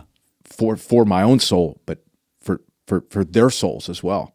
Because my number one prayer every day is like, Lord, protect them and just help me to raise them in a way so they never depart from you ever. And that's their whole life. That's all they know is their little Jesus books. We go to the Catholic Church on Sunday, and then she says to me, she goes, Papa, you're gonna take the Eucharist on your knees today, right? I said, okay, God, Lord, help me cling to this. Yeah. Because she's teaching me more than I'm teaching her. And I don't remember who said it, but I may never see, I may not sit in the shade of that tree that I'm planting right now. But this is what I'm trying to tell all these guys out here that are being doomers about marriage or having children or whatever. Like, it's not about you sitting under the shade. It's about you planting the tree anyways, because the world needs it. The world needs it. It's a crisis of fatherhood. Because if I saw my dad do that, I probably wouldn't have had to go and commit those sins and be in the bottom of the barrel to understand that, like, Lord, all I need is you. What is that St. Augustine quote? That our hearts are restless until they rest in you. Yeah. That's 100% my story. I think this is a good time to talk a little bit more about your message to these guys. Okay. So let's just pretend right now I come to you, I'm 20 years old and I don't know anything about being a man. What's your message? Like, how do you start with guys? If I say to you, yeah, I'm addicted, I'm out of shape, I don't know how to talk to people, whatever, I'm lost. What do you do with these guys? Well, first of all, it's like, before I even talk about building a guy in the natural, meaning with, lifting weights or, eating well or what have you. It's like, well, what's your prayer life like on a basic level? When you see all these guys that are addicted to something, whether it's pornography or, what have you, because sloth, gluttony, and lust are like inextricably linked. Those sins are like linked always. It's been a very long time since their last confession. They're not praying a regular rosary, because I'm going to say it straight up. You cannot keep sinning, especially mortally, if you're praying the rosary consistently. You 100%. Either keep sinning or you keep praying the rosary. One thing gets dropped. They're not going to mass. They're not doing any of these things. So it's like, listen, before we even address all this, because I addressed all the physical stuff, I was nailing it. And guess what? I was in a horrific state spiritually. They've got to find mass. The first thing that I urge them to do is, you've got to go back to confession. Like, before we even talk about anything, like, if you haven't been to confession, like, you got to go to confession first, my dude. And then we'll start talking about like picking up the pieces, right? So this is on a really basic level. I want you to pray the rosary every day. I want you to, if you're struggling with lust especially, consecrate yourself to St. Joseph, to the 33-day consecration. It's a powerful prayer. And start going to Mass regularly and partaking in the Eucharist. Then we can talk. Guys are very disconnected with their bodies as well, because they're chronically online. We live in a culture that's like, they look at their bodies as a means of just transportation for their heads. Like, that's it. And so, but God has created this incredible means of adapting to external stressors, whether it be in like, learning how to fight or learning how to build something or lifting weights. And a lot of guys just have no idea of their own God-given potential. So like, when I lift weights, I see God, because I'm like, how am I able to do these things if it wasn't like God had written this in our DNA? But it doesn't matter if the supernatural, if your faith life isn't in order. Like, God doesn't care about how much I deadlift, right? But it's those things that I've learned naturally in the natural realm, developing fortitude and temperance, that's enabled me to be a better Catholic, because those disciplines cross over. So for these guys, their devotional lives are a mess. We're going to work on that first. Going to get them involved in some kind of a community where they're in person with other men that are actively practicing their faith. And then we're going to get them in the gym. And then we're going to start this physical transformation. Because a lot of these guys are chronically online. They're never going outside and literally touching grass. They don't know what their bodies are capable of. So of course you're going to feel like a loser. I felt like a loser. So that would be the most basic place that I would start. That's it. I know it's nothing groundbreaking, but it wasn't anything groundbreaking that worked for me either. It was like the simple things done over and over and over and over again. But none of this stuff matters if you're not getting Mass or going to regular confession, period. The graces will pour over you. And, like St. Thomas said, grace builds on nature. This is how I understand it. All of these disciplines, like I just said, that I've learned in the gym with regards to diet and keeping things in control, have just enabled me to be a better steward of my faith. Like, when I go through seasons of dry prayer, whatever, I keep showing up, keep doing the thing. I don't want to go to confession, but I still do. Like, those things act on each other, but they've got to be well ordered. So that's a very long-winded way of explaining what I would take a guy through. Well, I think it's important, because I think there will be guys watching this that will probably want to reach out to you, because they're going, I need somebody like Mike who can help me. So I got to go on one of your groups, because you have you do, is it weekly or monthly? Yeah, weekly. So I have the Catholic Masculinity Project. So we have the free group, which we do usually one free monthly meeting. And then the inner circle, we do a meeting every week. Yeah. And you were in the inner circle talking to us. Which I thought was awesome. Thank you. These guys coming in together to talk about these things and do that. So there's a communal aspect to it as well. It's not just, you're not just sending them like a private course or something that they go through on their own. You're interacting with them. You're helping them. I mean, as a coach, it's life on life kind of stuff. Absolutely. When Brian Farringer and I, he's my partner in the Catholic Masculinity Project, when we put this together, it's like we understood, because we both been addicts before. We're like, the devil wants to isolate you, and we're not meant to be islands unto ourselves. Like, we need community. We need other guys that can help us bear the load. It's like every guy needs these two things, either to be in a position where he can pour into another man, which is very healing for him if he's in a bad spot, or to be poured into, which a lot of guys don't even know how to receive. So you get these guys coming in here and they're all like, you could tell they're just, after their introductory meeting, they're just like, it's like word vomit. But I'm like, good. I could tell you were holding that in for so long. You needed to just be in a group of guys that were like, yeah, I got you. And it's not just about, carrying a man when he's down. It's also about calling him out when he's acting out of line too. Yeah. It can't just be one or the other. It's got to be both. It's got to be light and it's got to be heat. And so when guys take that, okay, they're going to mass, they're praying the rosary, they're going to confession, they've got a solid male community, and they're lifting weights, they're learning a hobby, they're doing these things physically. It's really hard to be depressed when you're doing these things. Yeah. You really see your faith start to produce this good work in your life. So like all of these things are so critically important, but if it doesn't start with, getting yourself right with God, like I don't like going to confession, but I love going to confession. It's like one of these weird things. That's like, if I were to put in summary, because I'm way too long-winded sometimes, what I'm trying to do with my social media page, and this kind of reminds me of glory to God. I spoke at a conference, a men's Catholic conference in California at the beginning of March. And basically the whole thing was ranting at these guys to get back to the confessional and to be in a state of grace so they can partake in the Eucharist in a worthy fashion. I was like pounding this into their heads. And this is the whole message. This is what all I'm trying to convey to guys. And then afterwards, the confession lines were packed with guys that hadn't been in 10, 20, 30 years. Glory to God, not my own glory. That's the message. If I were to like even taking away all the fitness stuff, I want more guys to just be living in a state of grace. Yeah. That saved my life. Amen. Continues to save my life. Every time I'd leave that confessional, it's like, whew, my spirit breathes a sigh of relief. So that's what it is. Cool. Well, I think it's so cool that those things go together so naturally because there's such a parallel between trying to get healthy physically and trying to live the virtuous life of a Catholic in a state of grace. There are moments where you have to really push yourself when you don't feel like doing it. I mean, there are days when you don't want to go to the gym, just like there are days when you don't want to go to mass or you don't want to go to confession. There's pain involved, but that's what pushes you to the next level, right? When you put yourself in an uncomfortable position so that you can break through whatever barriers in your way. I mean, there's so many parallels to that. It just goes naturally. And when people sort of unlock that understanding of pushing yourself, accountability, and training, because, I think it's interesting, practicing your faith. We talk about that like that just means living as the faith, but practicing means that you're trying to do it to get better at it. 100%. And the same thing in the gym, right? If you just are stuck at one spot, and sometimes what happens is, and I'm not telling you anything you don't know, obviously, but sometimes you just have to, it's just a matter of mixing it up a little bit.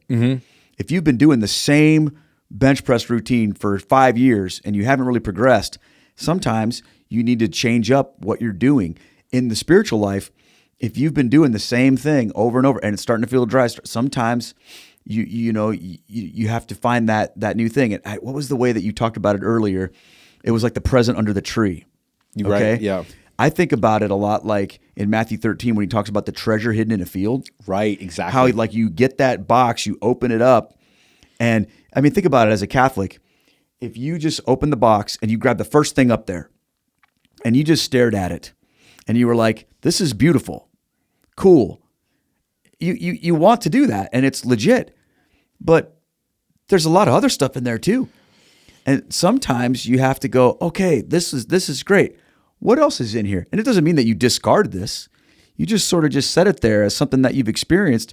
Now you pull through. There's so many things about that in the Catholic faith, Mike. It's amazing, isn't it? And then you realize that box is actually just like endless. Yeah. And you just keep bringing stuff out. Okay, there's more here. And that was part of why I absolutely loved it too. But, getting back to the lifting weights part, because I know I pound that drum and I know you do as well, but there's so many other examples of how it enhances the spiritual life. Like what did St. Paul say? Was it in Philippians that he like subdues himself? He restrains his appetite, and he's an example of like the unceasing work for Christ. It's an example of this straining toward the goal. It's all of these things.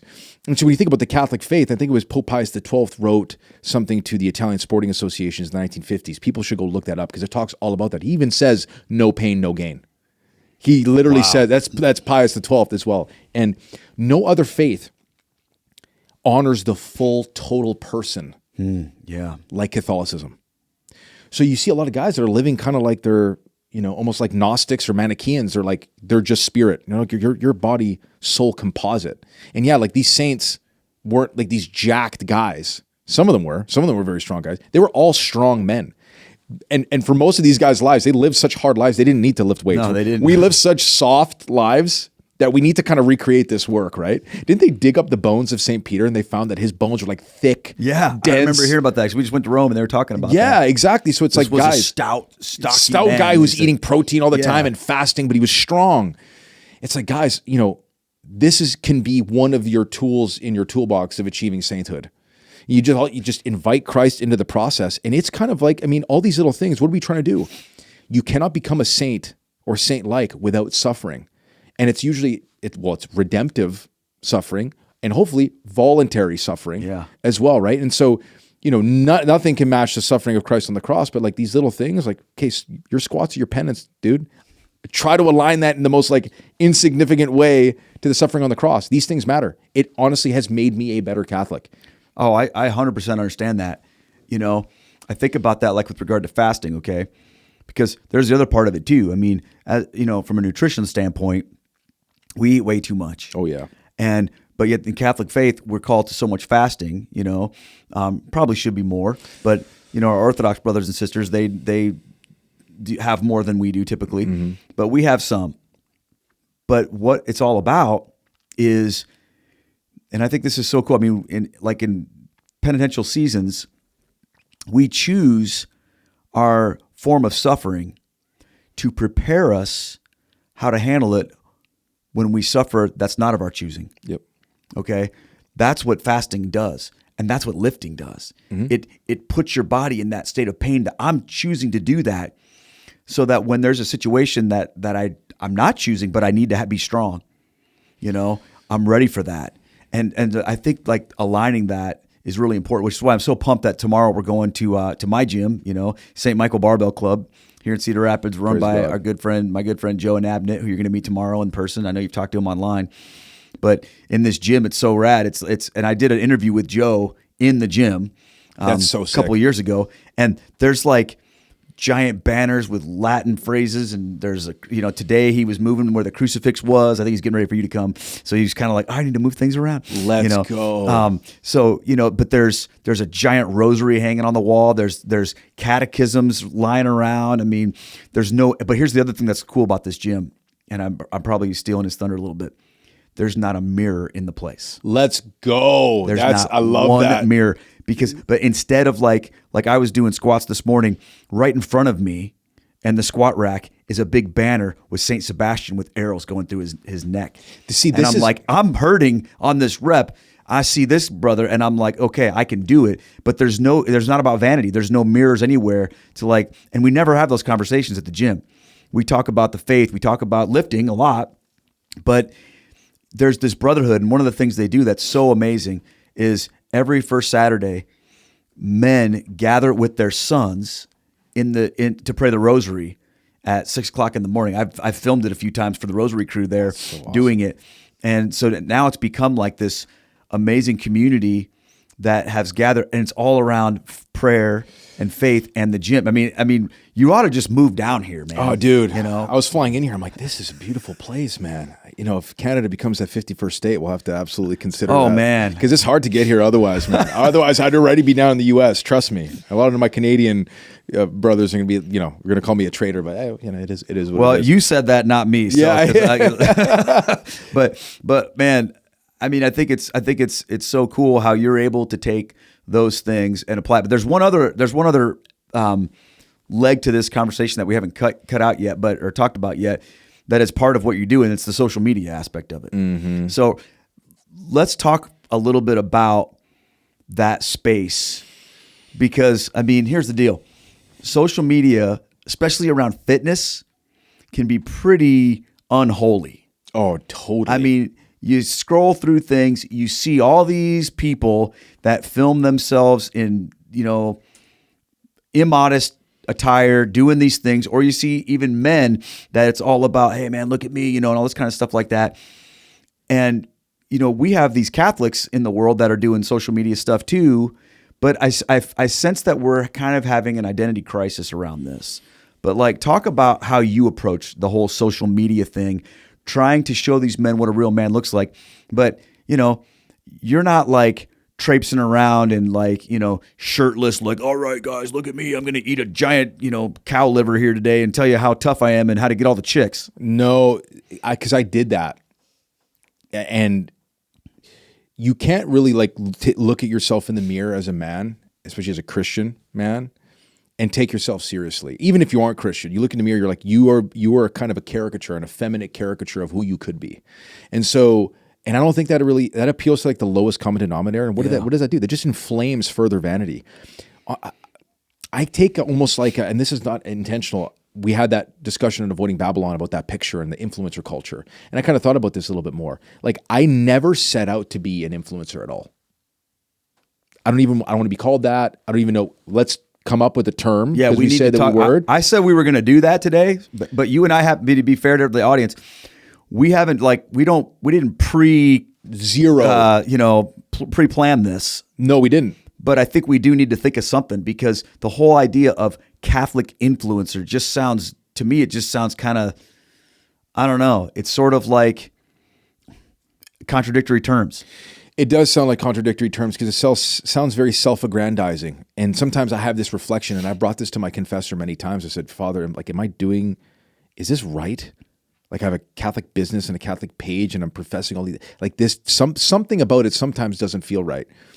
He's like, well, if your intention is obviously to help, but you're obviously like looking inward first before you make a post, which many of us don't, including myself. I've done that. He's like, then I've probably done that today. Right. No, for sure. We all do.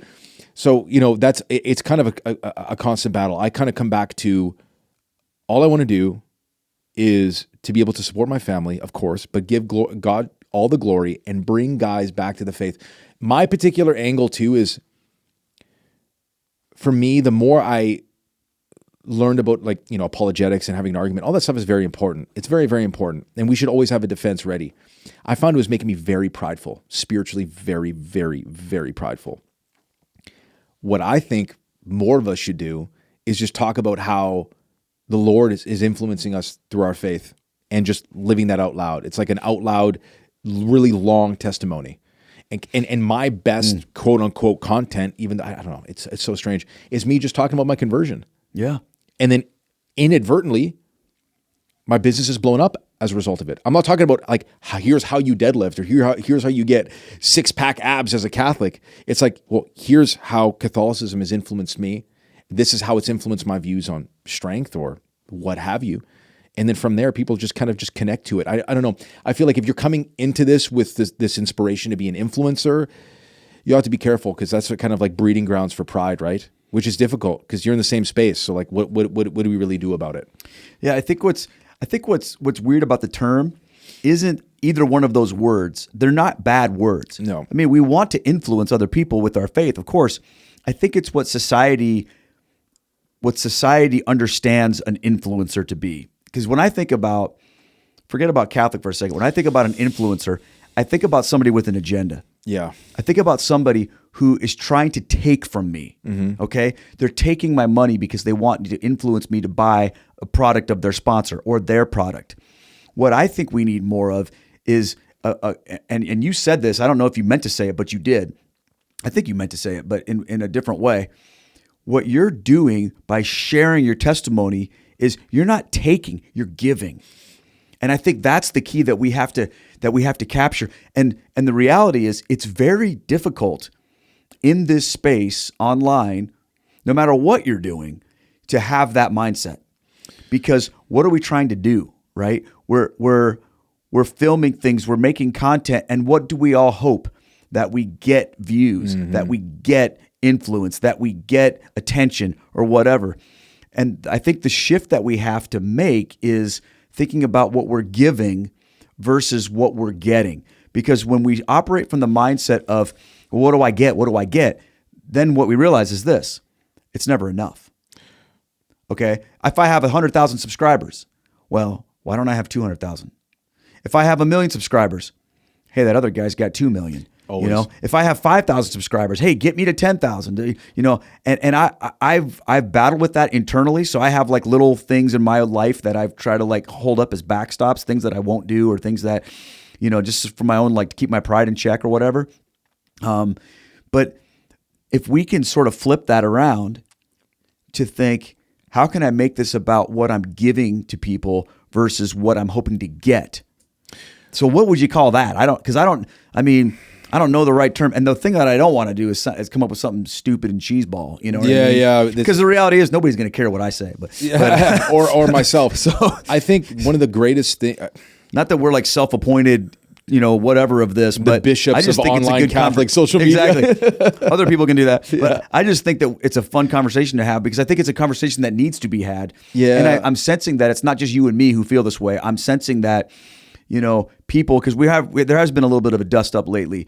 And I think people are trying to figure out why am I dusted up about these issues? Well, I think it's because deep in our hearts, we all realize that if we, as Catholics, just become a Catholic version of something that's bad, then that's not good. 100%. We have to redeem it. Yeah. But we have to not take the bad parts of it with us. So how do we do that, right? When I figure it out, I'll let you know. Well, I'm hoping you'll do it soon because here's the deal. I'm giving a talk at the Catholic Creator Conference this summer. Okay? Right. I'm the one giving the talk to all these other Catholic content creators, and I don't know what I'm going to say. So I'm hoping you'll help me. That's such a good one. Kyle Whittington, shout out. That's him that is running that, right? Yeah. He asked me to come and give the address at this You're conference. the guy. Why wouldn't you be the guy? Why wouldn't I be the guy? I can think of lots of reasons why I wouldn't be the guy. The guy. But I want to give something helpful, and I think it's going to revolve around this idea of giving. It has to be rather than receiving, because I think that's what everyone subconsciously is feeling. We're like, it doesn't feel right for me to do things just to get attention for myself. Because I'm Catholic and that's not what my life should be about. But yet I'm in this space that's what people do. Well, attention is the currency, so it's almost unavoidable. 100%. Right? But what I would say is I think one of the best things that's ever happened to me, not that it's perfect, is I've detached myself from like the algorithm. Yeah. I don't care. Like how many shares it gets, how many views it gets. I just don't care anymore. It's like I'm going to put this out because it's been in my heart. And if it doesn't do well, it doesn't do well. I think that has to be part of it. Otherwise, I look back at my old posts. This is before I became a Catholic. Maybe to some degree afterwards, but praise God, it didn't really occur that way. But I was doing certain things so I can go viral, right? Yeah. Well, yeah. Because you want that attention because it feeds your ego, your dopamine receptors in your brain, and to a degree, your business. But I'm always starting to think, I'm like, well, who am I trying to reach? Am I going to try to reach these people with these very self-aggrandizing or kind of ridiculous posts? Or am I going to reach people in sincerity, kind of showing them what the Lord is doing for me and just kind of just giving this stuff out and not gatekeeping anything? Like the instructions I tell a lot of my guys, obviously we go in depth because we're talking every week about pornography, whatever. I'll just give it away. I've done it in YouTube videos. Yeah. Stop gatekeeping stuff. Your treasure's not stored here. And guess what? You're going to get business anyways because they want to be taught by you if you're a coach in the space or if you've got some kind of a product. Don't be so strange about that. To give it all away. And don't be enslaved. Like, who cares about how many views it gets? Because I've gotten videos that had very small amount of views and I've gotten conference invites from them. I've gotten people sending me messages saying, hey, this one really had a positive impact on me. And I think often so many of us forget. I remember when I started my page, I had 200 followers. I was like, if this just influences one guy, it's all worth it. And then I often forget about it. And then I'll get messages like that. And I'm like, oh, that's what this is all for. So we're establishing that, first of all, we're going to keep the Catholic thing. Okay. Of course we do. We're establishing that it's about giving, not receiving. And it's about not caring about the algorithm or the pride of that, right? I mean, I think tactically it's fine to like look at the algorithm and go, okay. Yes, of course. But like from a standpoint of I'm letting that go from the sense of I'm not trying to feed myself with that anymore, like my pride. Exactly. Like I don't care about what people think of me. I care about the message. I care about what I can help them with. So we need a term that encapsulates I feel a lot of pressure right now. Yeah, I can tell. I'm just kidding. We need a term that encapsulates giving. I don't know what the right word is. Well, we can go with humility, okay? But what I mean by that is like fear of God, not fear of man. Like to be totally chill when it comes to whether or not we are thought well of. So we need a word that I don't know if we're going to solve it right now, but we will before you leave. Yes, we will. This is part of a greater conversation because I've been thinking about it too. And you posted that thread on X, and there were some pretty good suggestions there. Yeah. But like, obviously, you're not going to get everybody because some people are going to call it, especially the Zoomers. Because I'm not a Zoomer, I'm in my 30s, so I might as well be a boomer to them. And like, you're an extra boomer because you're in your 50s now. So like, whatever we come up with is not going to be cool to these guys, but we're going to do our best. That term might not come up here. I'm learning to let that go, Mike. The only term that I came up with because of my role on CMAS was just, we're the culture war crusaders. That's what it is. Culture war crusaders. Yeah. That's not, I don't think that points to this more specifically enough because we're talking about influencing as a whole, not just like the culture war, but just influencing as a whole. We gotta pray about that, man. Well, maybe it's a bigger conversation than just what you and I are having. Maybe there's somebody out there. There's some, 75-year-old boomer, because that's how old boomers are. Yeah. I have a couple guys that are always calling me a boomer on X, and I'm like, and they know that I know that they know.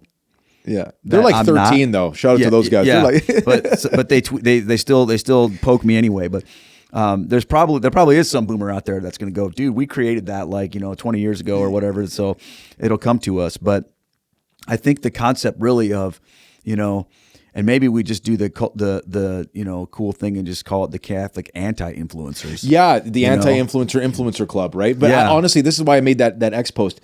I think it's just more Catholic people. It's just you got to be a person, because sometimes like people are separating their social media personalities with their personhood. And I think part of the reason you've done so well, and I think to a degree I've done well, is that like we're the same person on the screen, off the screen. I can't help that. I wish I could to some degree because like I'm a bit bombastic and out of control. But I think that's what's resonated with so many people. Same thing with you. There was this genuine authenticity that you exude that you cannot fake. The same cannot be said for so many of these guys. Because they're trying to cozy up with other bigger influencers to try to but again, it's about catapulting their name and their status. It's like, dude, there's another way to do that. Yeah. And it's just like, you can just do it by being you. And people will like you and love you anyways. Let's not try to, again, we can be strategic and collaborate. That's all fine and well.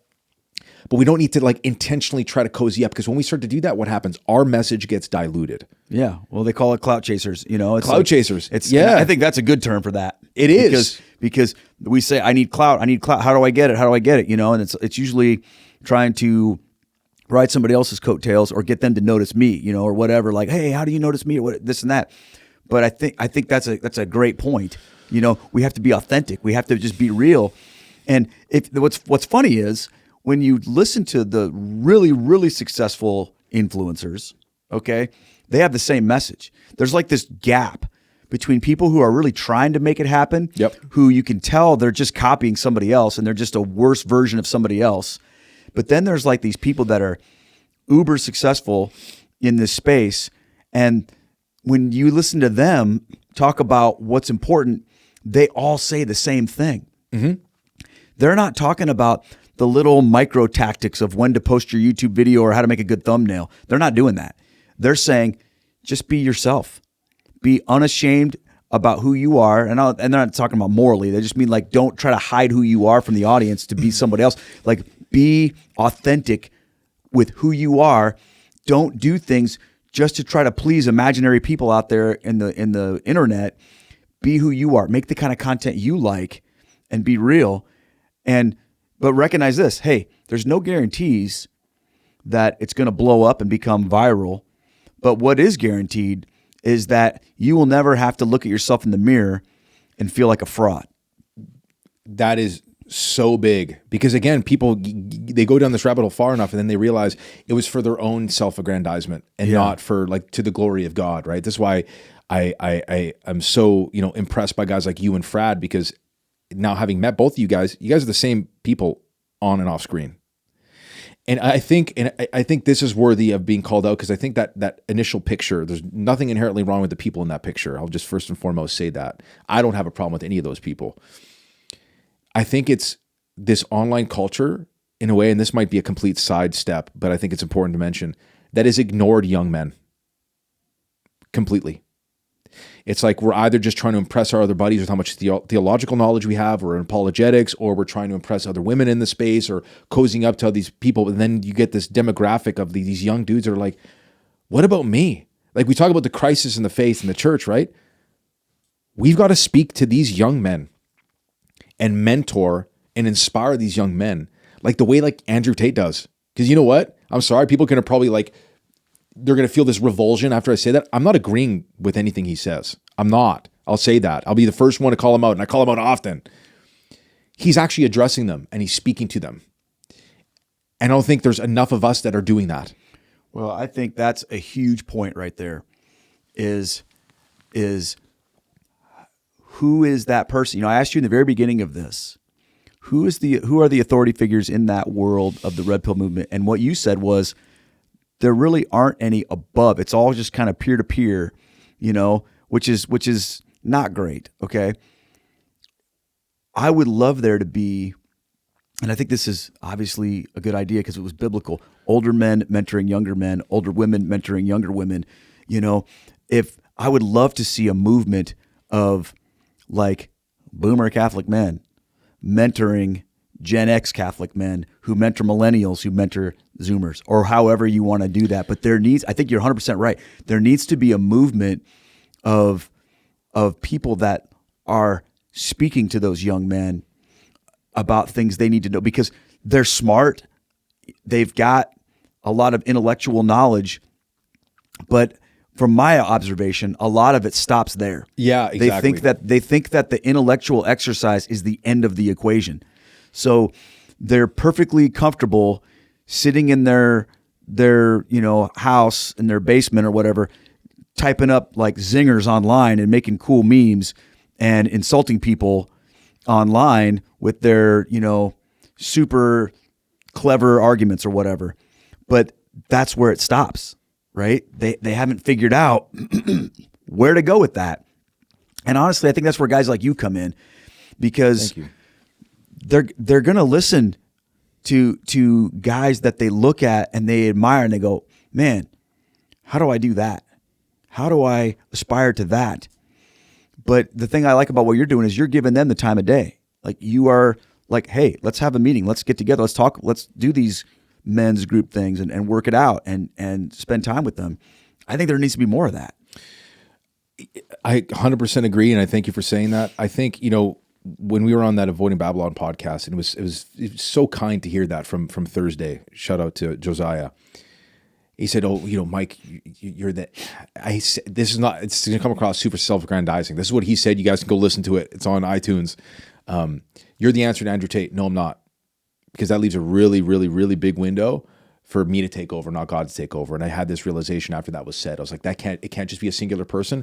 It's a collective body of virtuous, strong Catholic men. I'm talking about like impressive Catholic men, like not guys that are just well-studied, not guys that are just like physically, capable. It's got to be all of that, because these young guys are inspired by the true, good, and the beautiful. And like, what encompasses that, the fullness of that more than our faith. But the problem is you get these guys that, wearing these tweed coats and they're like super overweight and they can talk about St. Thomas all day, where you're like, you're not living it. Look, you're not living it at all. Or you got a guy that's got a neck like a stack of dimes. He doesn't know how to, defend himself out of his wet t-shirt, and he's a Thomist. You're like, okay, you're probably way more pious than I am. You could teach me a lot of stuff. I'm not saying that. I'm not saying I'm better than you, but how can I see your faith actually working on the totality of your person? We've got to represent this beauty. It doesn't mean we have to be like ripped like the statue of David. That's not the point. But building ourselves up in such a way that, because these things help evangelize, especially these young guys that are inspired by that. They want to be mentored by guys like that can take them out in the woods and show them how to hunt. And then they can talk about theology all day too. Or take them to the gym and we can deadlift, or we can go and, do jiu-jitsu or do something like that. It's like, it's got to be a collective body of fathers and husbands that love their families, that are pious and faithful men, number one, but are physically badasses as well. So that reminded me of someone. I'm going to give a shout out, but I've never met this man. I don't know. I've never talked to him. I would love to someday, but I watched the interview that Sean Ryan did with Dom Rosso. Dom Rosso for sure. And I was, I watched that interview. Dom is a Catholic guy. Yeah. He was like a Navy SEAL or whatever. I'm thinking, and I'm watching this interview with him, and this is going to sound really dumb. I'm sure I'll get teased about it, but I don't even care. I've rarely been more impressed by listening to another man speak than listening to Dom. Yep. And what he said, it wasn't just that he said these intellectually brilliant things that I've never thought of before. It wasn't that. Okay? It's just who he is as a man. This is a man who's put his life on the line, who's done really, really hard things, and would anywhere he goes, he's going to have the respect of other men just because of how he carries himself and who he is. And yet, he was completely, in his interview with Sean, devoted to his Catholic faith. And to me, I went, that's a guy, and him and I are probably about the same age. I might even be a little older than him. I don't know. But when I looked at him, I'm like, that's a guy I want to be like, And I think, okay, we need dudes like that. We need the guys that are like the best guys at whatever field they're in to be Catholic, and then to inspire younger men like that. So, Dom, if you ever see this, dude, thank you. Come on my show sometime. He's the archetypal guy that I'm talking about. We don't have to be all Navy SEALs, but you absolutely nailed it. That's the type of guy where he's first and foremost faithful, pious, devoted, humble. Yeah, humble. He didn't come across like, all right. And that's like where the Andrew Tate thing in. He's the opposite of that, Completely, dude. And the reason why he appeals to these young men is because they need someone to like be their inner self that they wish they could be. And they see that in him and they go, okay, he makes it okay for me to be the man I want to be, but he makes it about the wrong things. Whereas like, I feel like a guy like Dom makes it about all the right things. And again, I don't know the guy personally, so maybe, I don't know, but I'm just saying, like, from what I've seen of him, and I follow him online too, and like every time he does something, I'm like, I look at him like, man, this guy's awesome. I know guys that are friends with him, and they all vouch for him in the same way that you just did, and they know him. I do too. I have a friend of mine who's a military guy, and we were having a conversation about Dom one day, and this guy just randomly like found his phone number and called him. Like he knows a friend of a friend, because my friend Alex, he's another man like this, who's like a military guy who's done a lot of stuff and super humble, super devoted to his faith. He's one of our rosary crew guys and become a friend of our family. He found out, because he knows everybody. He got a hold of Dom, and he said he called him up and they had this amazing conversation. So I can vouch for that. But again, that goes to the point of we need to have that mindset of ourselves, right? And then reach these young guys, which I think is so important. Because that's something that the pancake breakfast is not going to do for young guys. Oh man, you're really going to get me in trouble now, dude. Listen, I love the pancakes when they have them. I sometimes partake, and actually, some of the parishioners, they come up to me, they're like, "I saw that video on the pancake breakfast while I'm eating the pancakes." So I'm like, I'll call myself out too. The pancakes are delicious, and I'm like, this probably helps some guys come to the faith, but does it help them stay there? Yeah, I'm up. Like, again, I don't pretend I have the answers in that regard too, but it's like. Well, it's even more about like, think about the young men who aren't Catholic right now. Yeah. Who are going to, let's just face it, they're going to become whatever the guys they look up to are. Yep. So if those guys happen to be Catholic and are awesome, then it's just a moment, a matter of time before those young men go, cool, you have all this going on, all that going on. Tell me about the Catholicism part of it too, because you're not hiding it. That's exactly right. That's why I love that group of Zoomers that we know on X, because these guys are like a rare group of these young guys that have like, they want to see this in themselves, and it becomes aspirational. But the fact of the matter is, like, these are probably like, this is a small segment of these young guys in general that are kind of disaffected, disenfranchised. That's why Jordan Peterson's message hits so hard, or Andrew Tate's message hits so hard, and we're losing a lot of these guys to Islam or just, degeneracy in general, because from the outset, from the exterior, it looks really masculine. And it's not about vanity as being a Catholic, but when you start reading about some of these saints, like, these were like some manly dudes. Why have we avoided talking about it in such a way?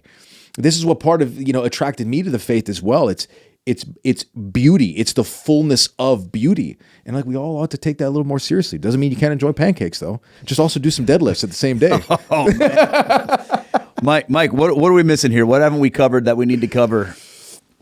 I feel like we've covered a lot. It's been awesome, but I want to make sure I'm not forgetting anything. Man, I'm trying to think. I think we've. I think we've covered it all, man. We could probably go for another 3-4 hours, but man, well, man, I tell you what, we've done a lot here. We've talked about a lot of amazing stuff, but how do people find out more about you? Where can they get a hold of you? Where can these dudes who are like, okay, I want Mike to mentor me, I want to get in his coaching group. How do they find you? Super easy. Mike Pantile everywhere. This is just my name. There's no branding. You find me on X, Mike Pantile, Instagram, Mike Pantile, YouTube, Mike Pantile. Go to my website if you want You're not coaching. like the Canadian Crusher or something like that? Yeah, it would be the Italian Crusher, not the Canadian Crusher. Oh, yeah, sorry. Especially now with all the tension between the U.S. and, anyways, most of my guys in the U.S. But, yeah, Mike Pantile everywhere. And then I also run a podcast with my friends Tim Gordon and Will Noland called C-Mask. And what does that mean? C-Mask. What does that mean? Christian masculinism. Okay, got it. Okay. Yeah, so we talk about all these specific things. It's a small channel because sometimes we deliver some of these like harder truths, but I think it's necessary. It's a necessary voice, and that's something that we've done as just a labor of love for a while. And I'm trying to think. And the Catholic Masculinity Project on the platform School. There's the free group, and then there's the inner circle as well. So obviously, there's no pressure.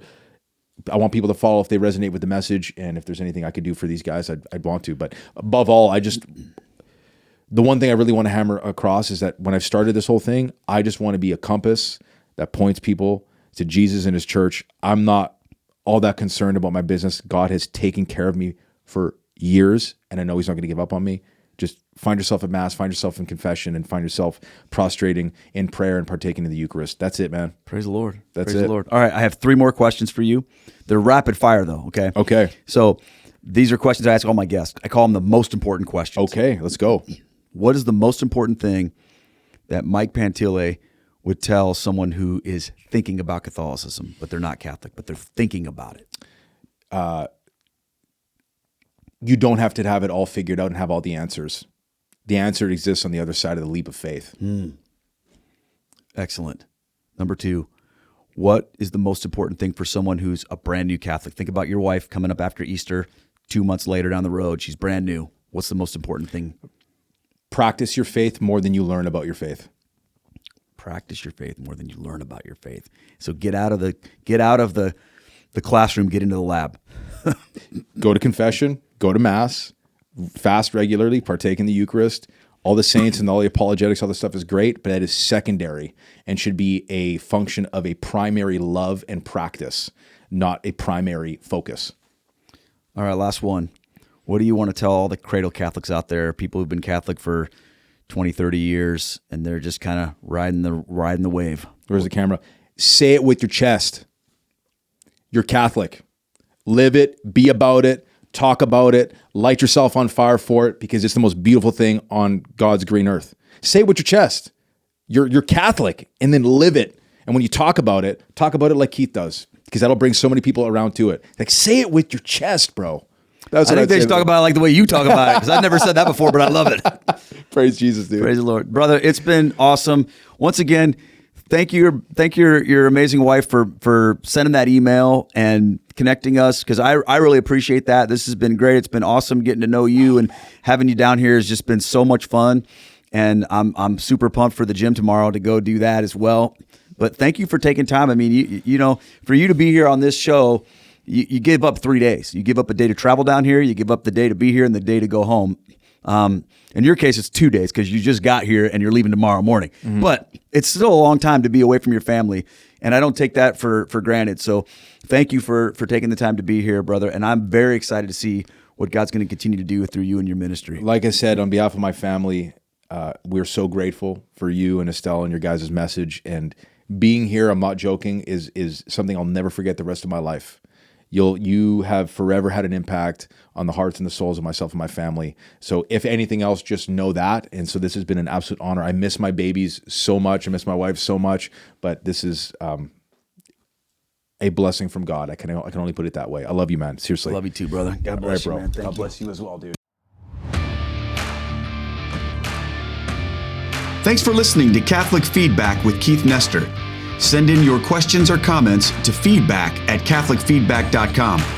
Catholic Feedback is brought to you by Stewardship, a Mission of Faith, and our generous supporters on Patreon, locals, and donations through our website. Catholic Feedback is a production of Down to Earth Ministries. For more information or to bring me to your parish or event, please visit our website at downtoearthministry.org. That's down, the number 2, earthministry.org. See you next time.